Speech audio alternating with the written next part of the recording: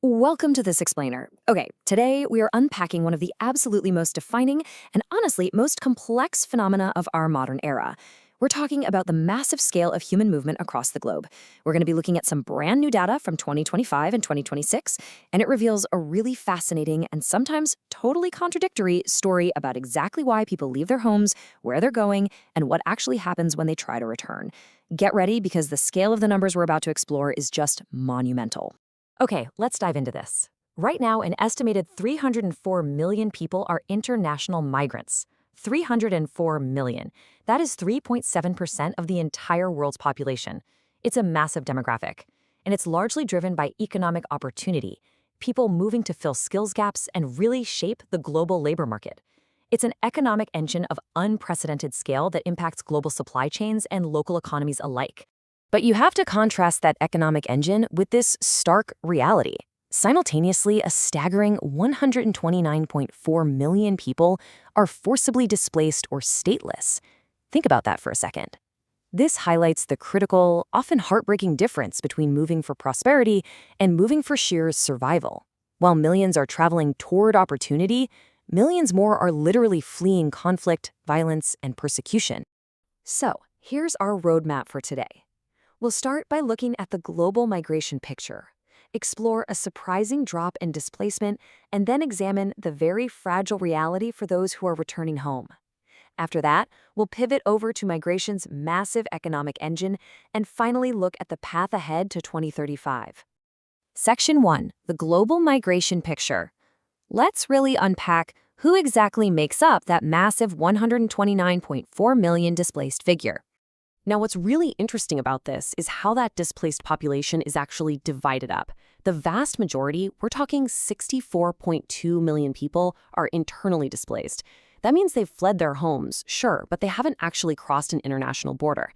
Then we also have 28.5 million refugees and 9 million asylum seekers. And here is a vital takeaway. About 41% of these refugees are children, nearly half. It really puts a human face on the sheer scale of the data, doesn't it? You know, there's this really common misconception that wealthy Western nations carry the entire burden of hosting all these displaced people. But look at the numbers. While Germany hosts 2.7 million, they're actually outpaced by Colombia, which takes in 2.8 million. Turkey and Uganda are also hosting massive populations. It just proves that the burden of hosting isn't entirely on the wealthiest nations. Much of the world's displacement is absorbed by low and middle-income countries. Moving to Section 2, a surprising displacement drop. Let's shift our narrative to a pretty surprising twist in the UNHCR data reported for 2025. For the literal first time in a decade, global forced displacement actually dropped in 2025 by 5.4 million people. Despite all the ongoing crises in the world, total global refugee numbers declined by 3%, down to 41.6 million. In the landscape of global humanitarian reporting, this is an incredibly rare piece of positive demographic news. So, the crucial point is, this drop wasn't just a sudden outbreak of global peace. It was actually driven by a record 14.7 million displaced people returning home. That's the second highest figure recorded since way back in 1965. But there is a stark paradox here. While millions returned, they often did so under intense pressure, stepping back into highly precarious and fragile conditions. Which brings us to Section 3, the fragile reality of returns. Let's move into some specific hotspots to illustrate why these massive returns are happening and what people are actually facing on the ground. Let's look at two of the largest return populations. In Afghanistan, 2.9 million people returned. Now, that massive spike was largely driven by strict new policies in neighboring Iran and Pakistan. Meanwhile, in Syria, 1.3 million people returned directly following the fall of the government in December 2024. The takeaway here is that going home for Afghans and Syrians was overwhelmingly the result of sudden geopolitical shifts or policy changes, not necessarily newfound safety. Because the reality is, crossing the border back home absolutely does not mean the crisis is over. Returnees are stepping into environments plagued by continued insecurity and sporadic violence. We're talking widespread infrastructure destruction, really weak economic conditions, and incredibly limited access to basic services and jobs. It paints a stark picture of what they're actually returning to. UNHCR High Commissioner Barham Sully framed the problem perfectly. He said, and I quote, "Asylum and protection are life-saving, but we cannot accept a future in which millions of refugees remain trapped for years or decades without realistic prospects of rebuilding their lives."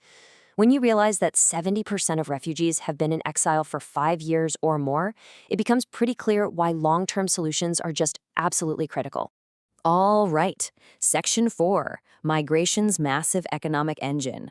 Let's pivot away from forced displacement for a moment and look at the broader story of those 304 million international economic migrants from the IOM's World Migration Report 2026.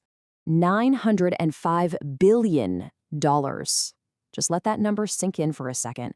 That is the staggering estimated figure for global remittances in 2024. This is money sent directly back home by migrant workers to support their families. It creates a real moment of awe when you realize the sheer economic power migrants hold. And this brilliantly illustrates just how huge that is. That $905 billion vastly outweighs all total official development assistance and foreign direct investment combined. Seriously, combined. We're talking about direct, person-to-person financial flows that are single-handedly propping up developing economies all over the world. As IOM Director General Amy Pope notes, across the world, migration helps drive jobs, economic growth, stability, and social cohesion. It's an important reminder. Restricting legal migration pathways doesn't actually stop movement. It just shifts it to really dangerous, irregular routes while stifling this massive economic engine that benefits everyone. Finally, Section 5, the path to 2035. How exactly is the international community planning to balance these overlapping realities over the next decade?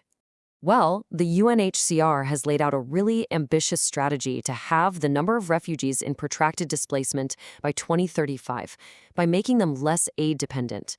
The plan hinges on 3 main steps: supporting job creation in host countries, providing robust education opportunities, and enabling sustainable, voluntary returns to truly safe conditions. Let's move to our next point and see how this builds, because while long-term plans are great, displacement is just incredibly dynamic. Just look at the new data from early 2026. Sudden new crises in the Middle East displaced 1 million people in Lebanon and 3.2 million in Iran almost overnight. It's a quick reminder that the data landscape is always changing and global response has to remain super agile. Which leaves us with this final, really provocative question to ponder. As global movement fuels multi-billion-dollar economic growth, but sudden crises continue to persist, how will the world actually balance secure borders with the undeniable benefits of migration? It's a dual reality we all have to navigate. Thank you so much for joining me for this explainer. I really hope this clarified the massive scale of global movement for you and leaves you eager to explore this topic even further.